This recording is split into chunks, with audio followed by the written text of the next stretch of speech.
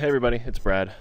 Today we're going to be doing a Let's Digitize in MasterWorks 3. I'm going to be digitizing a logo that one of my customers once digitized, and I figured, hey, if I'm going to be digitizing a logo for somebody, I may as well make a video out of it so that somebody else might get something out of it. So digitizing a logo is a common thing that people are probably going to ask you to do when you tell them that you can make your own embroidery designs. And what they're going to tend to do is probably hand you a business card or an existing piece of embroidery. Like in this case, she handed me a hat. And you don't want to digitize off of, a photograph of a hat or a scanned business card or something. So usually you can find the logo for whatever it is online, hopefully. And in this case, that worked. I went on, this is for a company called Quest Transport LLC. I just typed that into Google, and sure enough, there was their website, and I was able to download the picture of the logo off of their website. So what we're going to be doing is digitizing from a backdrop. So we're going to be tracing so-called manual digitizing, and this is going to be a Let's Digitize. So we're going to go from beginning to end here. I'm going to be digitizing the design all the way through. So the first thing we're going to do is go up to the backdrop tool. Up here at the top it says backdrop tool. It's got a little picture of a mountain scene with a cloud and a tree and some other stuff. We're going to click on that and choose load backdrop on the little drop down menu. Scroll down, and you're going to have to know obviously where the image is. Mine's in my digitizing images folder, so navigate to wherever an image that you're trying to digitize is. So I'm going to go to mine right here. It's this Quest Transport LLC, and if you go to their website, you can download the same thing and digitize along with me if you want. Just Google search for Quest Transport, and this is like the first result. So I click on it and choose open. There is my image. Now, if I just go ahead and start digitizing it now, it's going to end up being really, really tiny because this is a tiny picture. So I need to actually change the size of this. But if you notice, it's a backdrop, so I can't actually click on it and move it around.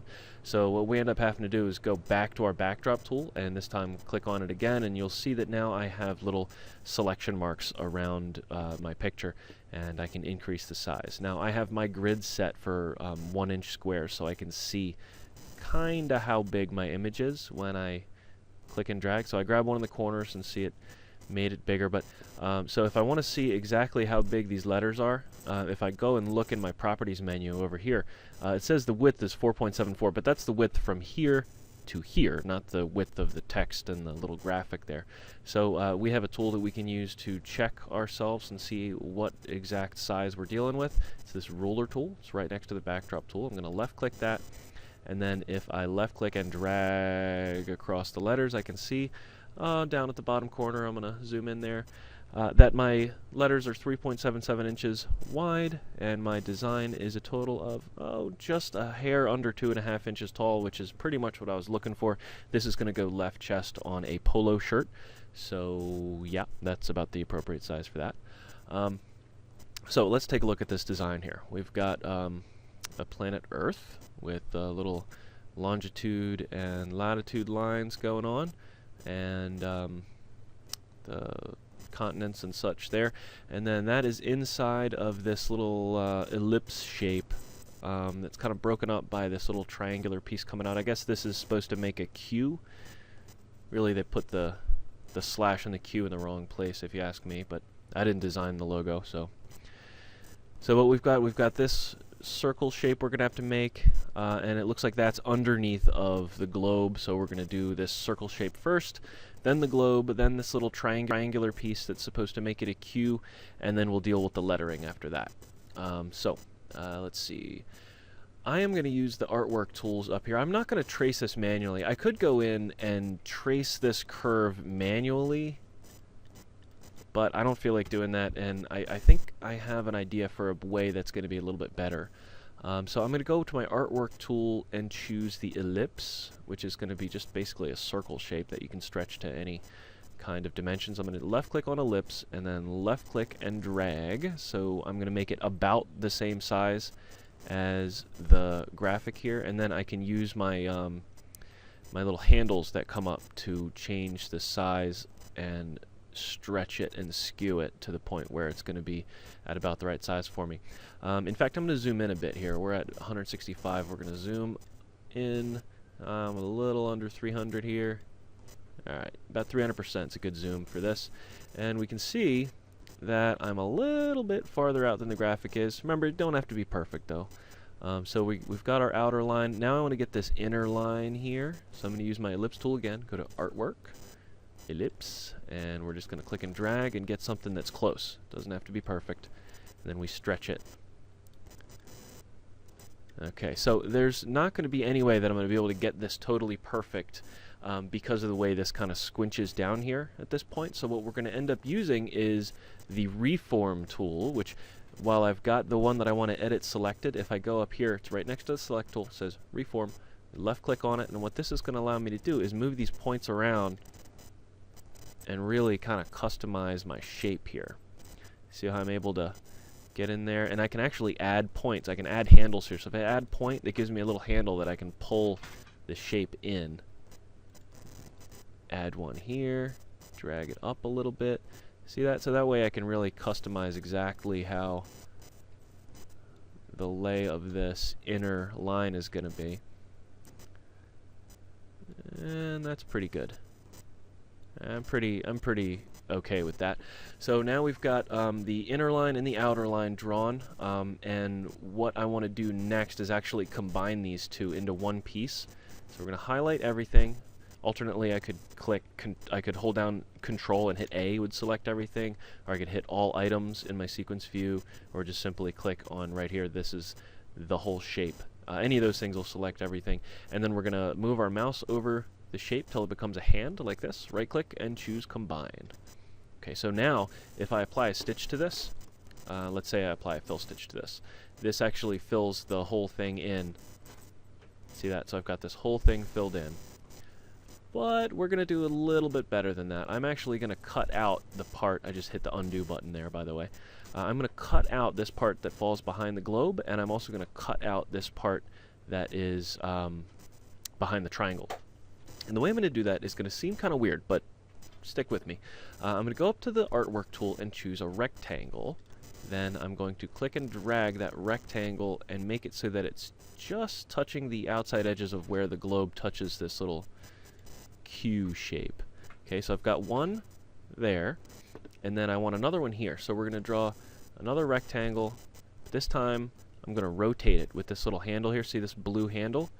This, when I move my mouse over it, does this little arrow thing. Just drag it, and it allows me to place this rectangle. I'm going to make it a little smaller. Okay, so I'm going to put that right here, right where the break is. See where what I'm talking about, right between here and here, this is where this shape breaks. So, what do I do now? I've got these stupid rectangles over the round shape. That's pretty useless.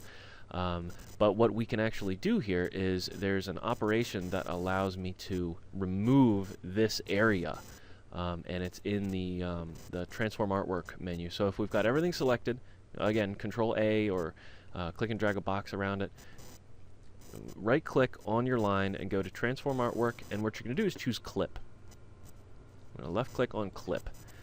So my rectangles are still there, but you see everything that was behind them is gone. We can select the rectangle and delete it, and the other rectangle and delete it, and now I'm left with these two pieces. I'm going to fill them with color so we can see them a little better. This spot and this spot. Okay? Now that's still not perfect though, because if you look on our original graphic, these are pointed, and our ones that we have now are not pointed. So right here and right here I want to come to a point. So we're going to go back to our old friend, the Reform tool. We're going to select one of the lines, choose Reform, and I'm going to go up to one of these little blue points here, right click on one of them, and choose Delete Point. And look, now I've got a point. Well, it just ends in a point. Perfect. That's exactly what I wanted. So I go and click on the other one. I'm going to do the same thing. Right click on one of those two end points, choose Delete Point, and now we've got a nice pointy line. Now the only thing that happened here is, you know what, this is a little too much of a curve right here, so we can add another point and pull this part of it down. And in fact, we can probably get rid of this point and then add our own farther back. There we go. See how that hugs the curve of my original line a little bit better? Perfect. Okay, so we've got these two parts, and what I want to do with these is make them a satin stitch, and in MasterWorks they call that a column. So we're going to go and select one of these. I'm going to go ahead and digitize this guy, go to Apply Stitches, and we're going to choose a column stitch. And what I like about a column stitch is it's shiny and it kind of puffs up off the fabric a little bit, so it's going to make this look kind of accentuated, especially really around this globe, which I'm going to do as a flat fill stitch. So this is going to kind of pop out, and it's going to match with the letters, which I think is going to go well with the fact that it's supposed to be a monogram for like a letter Q anyway. So what I did here, I should have explained when I was doing this, is I added these lines in here, which are called inclinations. And when you choose the column stitch tool, by default, when you left click and drag, you're going to be adding these inclinations in, and what that does is it shows the direction that the stitches need to be going for that spot. So I'm going to go ahead and hit the select tool up here to generate, and we see that we've got a nice stitch that comes to a nice point here going around what's going to be behind the globe here. I'm going to do it a little more slowly on this part so you can see what I'm doing. You go to Apply Stitches, choose Column, and now I'm going to zoom in on the mouse. See this little black dot? That means we're doing inclinations. So you have to click from one side of the shape to the other. You can't do from one side to the same side. That's not going to work. So here, and what this is every point between one of these curves and the next one of these curves, it's going to automatically bend the stitching around so that they all are going kind of like one flow direction. So watch what happens when I generate this line. Boom. All my stitches are now going in this even flow here. Okay, so we've got our nice column stitch for the outer part of the Q. Next is going to be the globe itself, and I have a neat trick to get these latitude and longitude lines on here, although I think I'm going to just do the longitude lines. I'm going to leave the latitude lines alone. Yeah, I think it would look silly to have a grid behind this. I don't know. We'll see. I'll do it both ways, and we'll see what I think about it. But the first thing we're going to do is go back to our trusty ellipse tool under the artwork button here, and we're going to go to ellipse. Go ahead and draw our globe in. Once you do that, you can just go and kind of nudge these little handles to make it perfect. Cool. So we've got one. I want to have 3 of these circles, though, one on top of each other. So I'm going to take this, I'm going to right-click, choose Copy, right-click, choose Paste, and then choose Paste again. And what I've got now, if you look in the sequence view, 1, 2, 3 circles. The first circle I'm going to make green and apply a fill stitch to. So go to Apply Stitches and choose Fill Standard. Okay, so we've got our fill here. Now I can't see anything under this because I've got it in 3D, so I'm going to turn off my 3D. Okay, see, now I can see my continents and my latitude and longitude lines again. And to put my longitude lines in, I'm going to select my next artwork circle here in the sequence view, go up to Apply Stitches, and under the column section, we're going to choose a contour column. And you're going to draw a horizontal line right through the middle of it. And what that's going to do is bend contours all the way through. See how, I'm going to put this in 3D so we can see it. So see what this has done? Now it added way too many of these because my density is set too high. But you see what I mean. This has put these lines that kind of follow the contour just the same way that a line of longitude does on a globe. So anyway, they're the wrong color. We need to make them white. So we do that, and then go under your Properties menu. You would think you would adjust the density, but it's not in fact what you do. You go under Column, and there is where you've got the contour density. I'm going to set this number to 3.5. Let's see what happens. Hit Apply. Looks good to me. Looks like lines of longitude. Now, shall we do the lines of latitude as well? We may as well, since we did the longitude. So I'm going to grab the next artwork circle. We're going to go to Apply Stitches, choose the contour again, and this time we're going to make a vertical line. And it has confused our software somehow. You know what, I really didn't want to do lines of latitude anyway. I wanted to just have the one set. I'm not sure why that made it confused, but I'm just going to move on because I didn't want to have those anyway. So I've got my lines on my globe.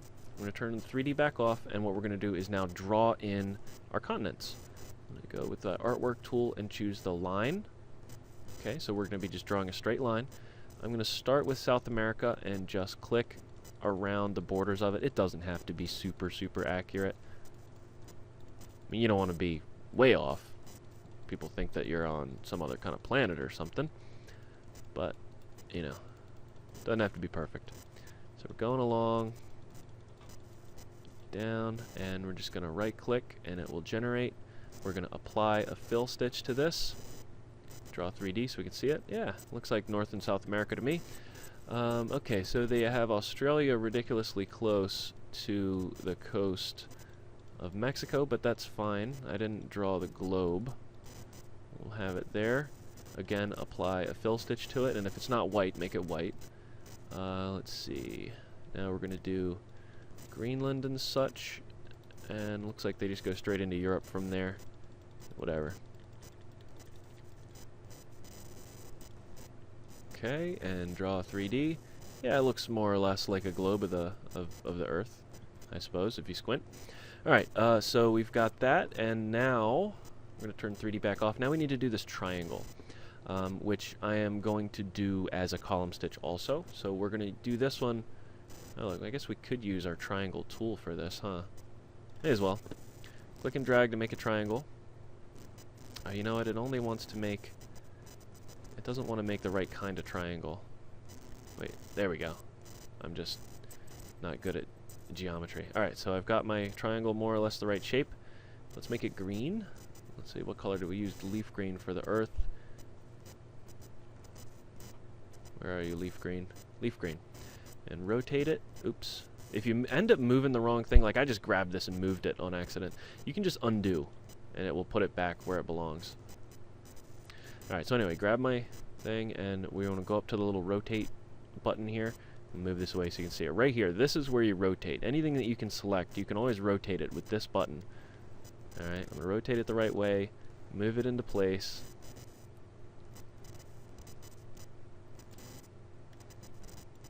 Good enough for me. And now we're going to apply stitches, column. I'm just going to put a single line in there. I want all these stitches to go this direction. Not too shabby. Well, could be better, I suppose. We could move this so that it's going more through that opening that we created. Yeah, that's not bad. So all the way I've left now is a text, which shouldn't be any big deal. Now, I was going through this earlier, and there just plain is not a text that's built into this that has a Q that looks like this. And if there's one thing I've learned about digitizing logos for people, it's that they want their letters to look as close as possible to whatever font. And they also can never tell you what font was used when their logo was created. So, yeah, there's that. So what we're going to do is we're going to get really, really close, and I'm going to use an O instead of a Q, and then I'm going to just digitize the little loop-de-doo here, and not even try to find a Q that looks like that. So in this particular instance, I went through all the different fonts, and the closest one was one called Newspaper. So I'm going to go up to my text tool here, left-click somewhere in here, and choose, I think it was called Newspaper anyway. Yes, Newspaper. And here's what I'm going to do. I'm going to do O-U-E-S-T instead of Q-U-E-S-T. Hit apply, and just move that over a little bit here. And that's pretty good. I mean, it's not exactly perfect, but it's pretty close. It's got serifs. It's about the right size already. I don't have to resize it, so that's nice. But alright, so now we're going to go and digitize the bottom part of my Q here. So I'm just going to trace what they have.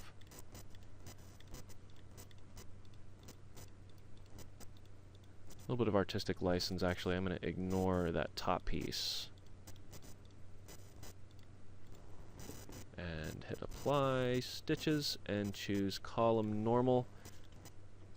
And choose my stitch directions. You kind of get a knack for stitch directions after a while. It's confusing at first. You just kind of have to do it. Hands-on experience.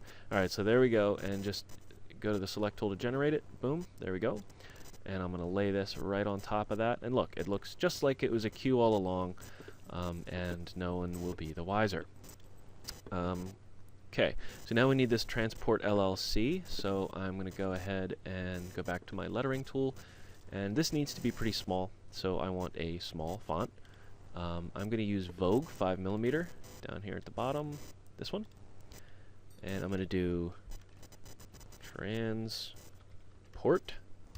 LLC and hit apply.